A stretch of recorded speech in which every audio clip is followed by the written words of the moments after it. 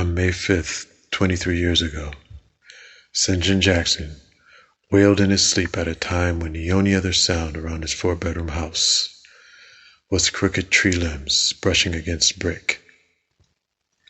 The scream triggered a device he had designed to send warm waves to his cinnamon skin and soothe his ears with soft white noise. St. John squirmed under his silky goose-down comforter and rolled until his buttery pillow caressed his right cheek. As his blood cooled from boiling to simmering, visions of aberrant beasts tearing his flesh faded. He dozed with his shoulders clenched.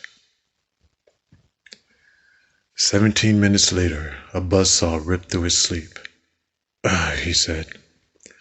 His athletic arm jerked to swat his phone off the nightstand and snapped back to pound the pillow next to his head.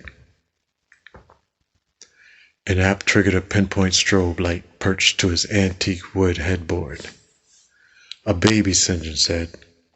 He pounded the pillow again and pushed to a seated position as he swung his legs around. The phone went silent, leaving the bzzzt, bzzzt of the tiny strobe and the scraping outside.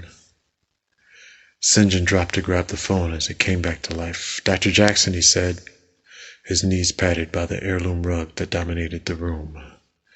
"We need you now."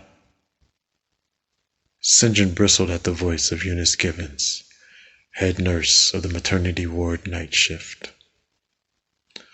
"All my patients have my direct number, and I'm not on call." "It's not your patient. Dr. Jaworski had an emergency. His partner is out of town, and he specifically asked for you to cover.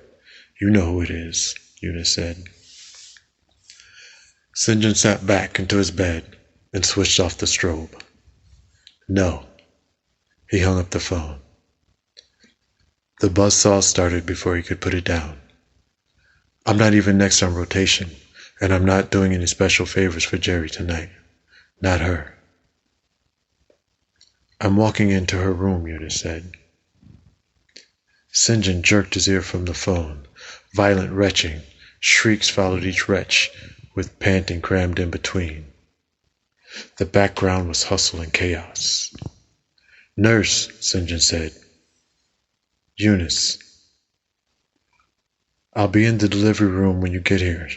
She hung up. "St. John, save the baby."